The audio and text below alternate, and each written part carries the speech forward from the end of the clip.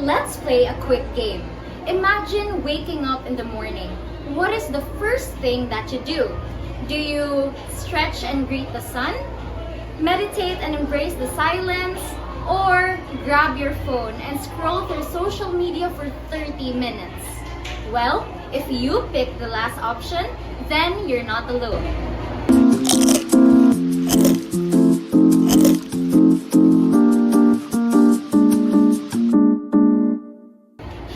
Hello everyone! Welcome to Mindful Bites, the podcast where we take a bite-sized approach to big topics. I'm Kyla, your host, and for every short episode of this podcast, we try to break topics down in the most digestible way. And for today, we will be talking about a topic that everyone is familiar with: technology addiction and its impact on mental health. But of course, I can't possibly talk about this alone, right? So, without further ado, let me introduce our guests. Hello everyone, I'm Kaye, a psychologist based here in Cebu. Hi, I'm Victoria, and I used to be very dependent on technology, but I found ways to create a healthier balance. I'm so thankful to be here and excited to share what works for me. Hi, I'm Clare, a Gen Z who struggles a lot with phone addiction. So I know it's affecting my mental health a lot. So through this podcast, I hope that I can learn a lot. So, thank you so much for coming, and I'm so glad that you're all here. So, without further ado, since we're all ready, let's start our official discussion here at Mindful Bites. So, just to give a short overview on what we will be doing in this podcast, listeners send in their questions or messages to us, and they're all here in this jar. So, we will draw from here and talk about whatever they wrote in this message of mindfulness. So, let's pick the first one. Hi, Mind Bites. I feel like I can't go on a day without checking my phone.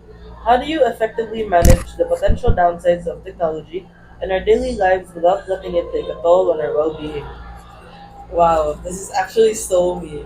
The first thing I do in the morning is check my notifications, and I always feel uneasy if my phone isn't near me. That's really a common struggle. According to statistics, the average person actually touches their phone 2,670 times per day. That's a lot. For me, it's all about balancing. What I did was I turned off my notifications that are unnecessary, and when I eat, I avoid using my phone. Yeah, and when I sleep, I keep it away from me. So, let's grab another message from the jar. I want to cut down on my screen time, but every time I try, I feel like I'm missing out on group chats and trends, which makes me feel anxious. How do I stop feeling this way? FOMO is so real. I totally agree on this person because I myself suffered from it way back in high school. Okay, so this happens because social media is designed to be addictive.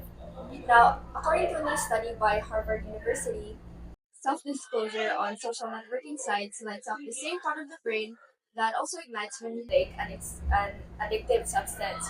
So when an individual gets a notification, the brain receives a rush of dopamine, causing that person to feel pleasure.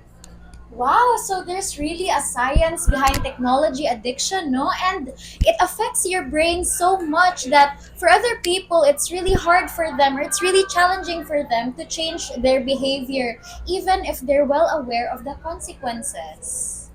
So if I may ask, how can we deal with that? Okay, so first and foremost, I would like to emphasize that uh, technology addiction is similar to any other types of addiction because it affects our real life interactions and relationships with our friends and family. So this type of addiction can also cause insomnia, lack of personal hygiene, feeling unwell, headaches, backaches, and at some point your eyes may start to hurt after looking at a screen for a very long time. But the first step is to acknowledge the issue, recognizing that you have a problem with tech use and that it's negatively affecting your life is key because it's like any other addiction.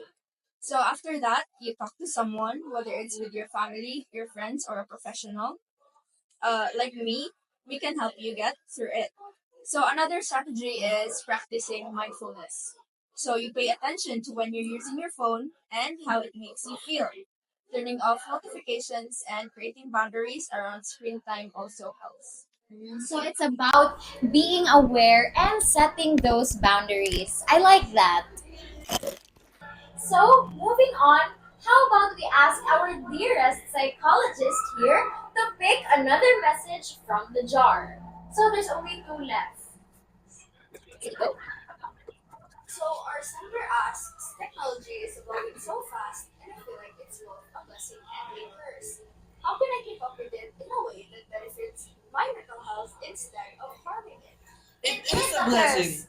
Oh, you don't understand how harmful it is, especially to the youth, because you only see the good side of it. Excuse me, you don't understand it. It's only harmful to you because you don't know how to use it. Technology made it easier for me to be happy because despite hiding behind the screen, I still talk to genuine people. Duh, are you sure they're genuine? Are you sure they're not?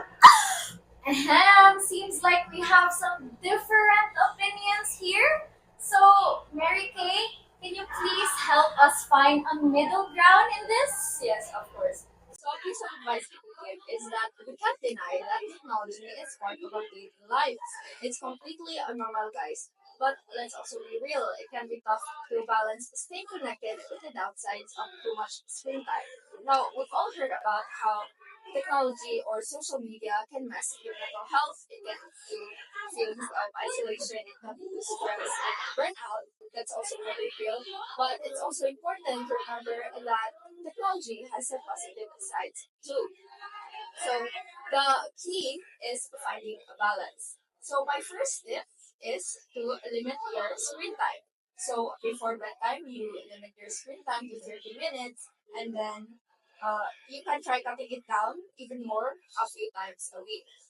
Also, don't forget to take walks. You can hike, or ride with your friends or with your family. And you'll find out that reconnecting with nature really does do wonders for your mental health. So try and give it a shot. Reconnecting with nature? I've always wanted to try it, but I'm not really sure where to start or what to expect even. Just wondering, Victoria, have you tried any tech-free activities while you were on your detoxing journey? Come to think of it, one of my most peaceful experience was this long hike.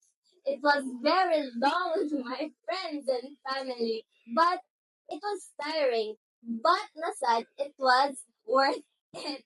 Um, we were surrounded with nature and no distractions. I even forgot I had a phone that time. Yeah, and when we got back, we don't have really pictures because we forgot our phone. Wow. Yeah, I know, right? And you know what? You should try it. Okay, so now let's see the jar.